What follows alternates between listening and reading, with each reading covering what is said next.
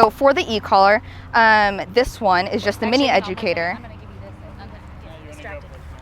Oh, here, we'll go up here so that way it's a little away from traffic a little bit. So for the mini educator, this is about like $98 or so, and I can always like walk you through like how to use it. So for him, he's just going to be this red button here. Okay. But essentially what it does is there's a vibrate, there's a tone, and then there's a stimulation. So it's not a shock. It's impossible to burn a dog. I know that some people have like worries and things about stuff like that, but all it is just a TENS unit. And have you ever worked with that? Because you said that you did physical therapy. Have you ever like worked with any sort of like TENS unit with okay. No. So it's just like a really, if you want to feel it, I always recommend people feeling it just to kind of see what it kind of feels like a little bit. And for him, he responds really, really well to it. So I have a Siberian Husky and a German Shepherd, and for them, they feel it at like a really high level and before they respond to it all. He feels it really, really slow. So I'll show you. So if you just put this into your hand, just like that.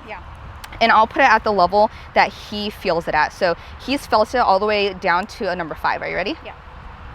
Did you feel that? Oh yeah, barely, but I felt barely. it, yeah. But that's what he responds to. So it's not a shock collar by any means. I was actually expecting like no, like it'll feel more like kind of like a pinch than an electric shock is what it feels like. I didn't even feel a pinch. It kind of felt like a vibration. It was weird. That's essentially what it is. It's like a very, very, very, very fast vibration. It's just like a stimulation. Yeah. So that's what he can feel it at when he's just like at home and you need his attention because maybe someone's coming to the door and you want to put him in his crate. So that would be something really low. So I'm going to put it up to like maybe like an 8.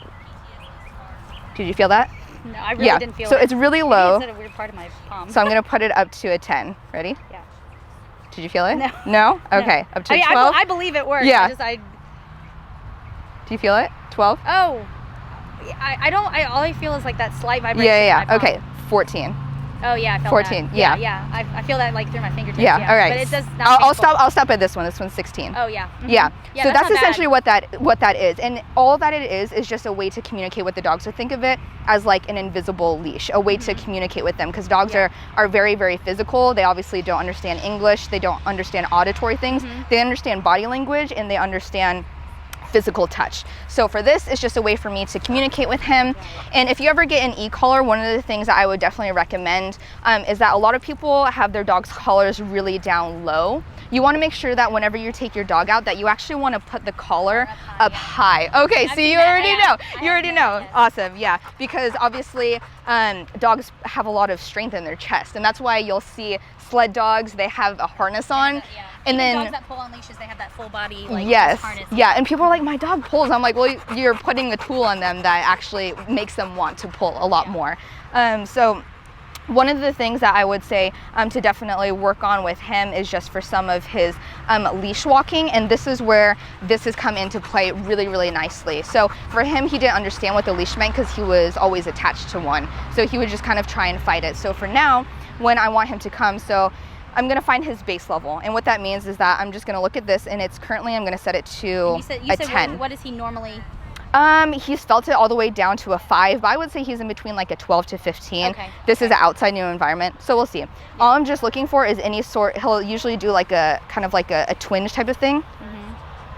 See, you can see right there that he's... Yeah, he was like, what, yeah. Yeah, and then he goes down into a submissive state because he's like, okay, I don't know what's happening. I wasn't given a command. I felt that for the collar, so I'm just going to be calm. So you can see that he's already kind of being conditioned to it. But essentially all that I'm going to do is I'm going to say come, and I'm just going to tap this. Smokey, come. So that way he knows, and he associates the collar with me. And so when I say heel, and he's just going to just stay right with me. And if he gets too far ahead of me like this, I'm just going to tap it. Smokey, come. Give a little leash guidance. I do, so this is not directional, because this doesn't give any direction. So I just give a little bit of a tug like this, and so that way he knows. See, he knows that this means to sit, which is really great. He's so smart. So good job, buddy. So I just give this a tap because I started walking the other way. So I just did this, Smokey, come. And then I just tugged on the leash a little bit so he knows that we're going in this direction. If not, he just feels that weird sensation and he's like, I don't really know what I'm supposed to do. Smokey, come. Good, heel. Good, good. And what we've been working on is that when I stop, I want him to come to an automatic sit. Yes, good, good. And the other key thing is that any behavior that you see, so if you're working on like crating or just any different commands like sitting, you always want to mark any behavior that you see at any point with a yes. So that's what he's been conditioned to. So if he sits, automatic yes. If he doesn't do something, then I just press the button on here to tell him no, and then I just say no. Okay. And then I just reset. So if he were to break from the sit command, I would say no, I would tap the collar, I would replace him into the sit, and then we would just start the drill all over again. So I'll just do a couple more back and forth, and then I'll actually have you try. Okay, sure. Smokey, come. Come, come, come. Come, come, come. Come.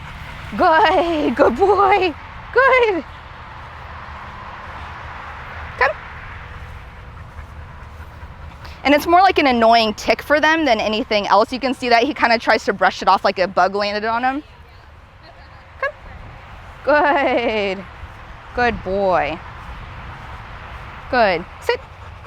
Yes. Good. Good job. Good job, buddy.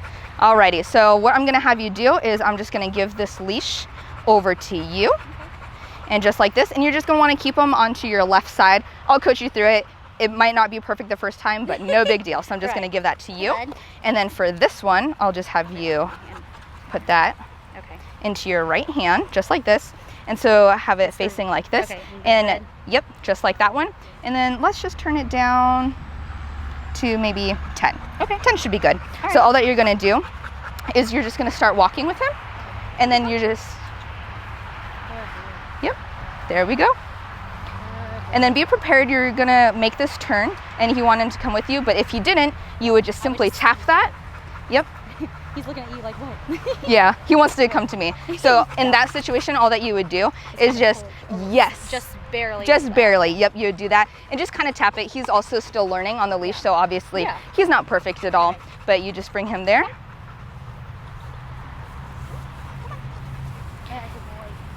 There we go. Perfect. And he's probably really tired. He's like, shade, please. So go ahead and put him into a sit. Sit. And then reward, yes. Good. There we go, that's perfect. And that's essentially all that an e-collar is. It's just a way for him to talk to you. And so say for example that you're out at a bar or something like that and he was laying down and then he wants to go off and smell something, all that you can do is just say, Smokey, come, and then just tap on it. And then he's been conditioned to associate the collar with the owner of whoever's holding the leash. Okay. So that way if he gets off and gets distracted by some certain smell or something like that, something smells really tasty, then you just tap the collar and then he'll just come right back. And then you can put him in any command, whether that's a sit right next to you, he'll probably get tired and like lay down or something like that. You can already see he's falling asleep in your hands. So that's all that an e-collar is.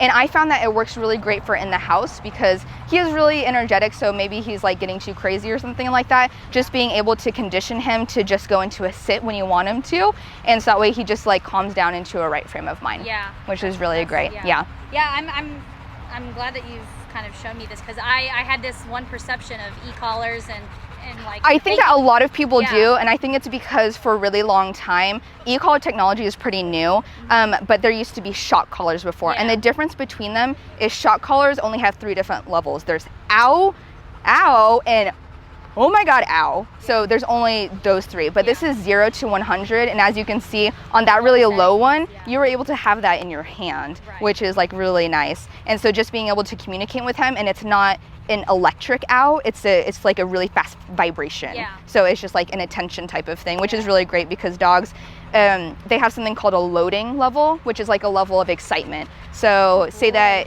he sees a squirrel, his excitement's gonna go up really high. And then if you were to have an e-collar, you might not correct enough and to get his attention back down, or you might overcorrect and then he just get really scared. So you wanna be able to communicate with him, and this is the best way to do that. And just, it's honestly the best way to just keep them safe. And for him not pulling as much on his neck, since he did have that before, that was my first thing and why I moved away from not using a knee collar, because I don't use a knee collar on all dogs, and not using a prong collar just to keep his physical integrity. I just want him to be as safe as possible. But if you have any other questions, I'm obviously here as a resource, you know, sending videos and, you know, explaining everything like that. So he's really good. But Do you have any other questions about it? It's also, there's a vibration function on it. So so that way, just if you ever get one of these ones. The black T Yeah, and S, I wasn't so sure what that I was. sync 2 dogs up to this. So this one is currently for him, but I have another dog, so right there. Okay. But this one, when you do it like this, it has this symbol right here. So if you touch this really fast, so just hold that box. Oh, okay. So it's just a vibrate. Right. And okay, I use got that sometimes when my dogs are inside. I don't need them to have that stimulation. I just want them to, either they're going into a room that I don't want them to. And so I'll just hit them with the vibrations. That way they know, like, oh, I'm not really supposed to be there. But it's not, you know, a stimulation. I'm not saying, like, you know, you're doing something bad. It's just like, hey, I want your attention. Come over here. Okay. Maybe it's time to eat. Maybe it's time to go poop. Whatever it may be. Okay. So yeah, so there's a lot of different ones. And it's really helpful if you have, I don't think he's had any problems with barking inside, but who knows if he ever barks. That would be something important to work with him on. Yeah, If to I just- got the e-collar. Yeah. And Yeah. That's great. Okay. So that's for him. Well, you've definitely changed my perception of them. So Oh, good. Thank you. Yeah, of course. I really love them. It's helped a lot of dogs that I've trained that in other situations might have been put down because they didn't respond to other tools. But with e-collars, I've definitely been able to not have them be put down anymore and be rescued. So Right. yeah, I think they're great tools to use. But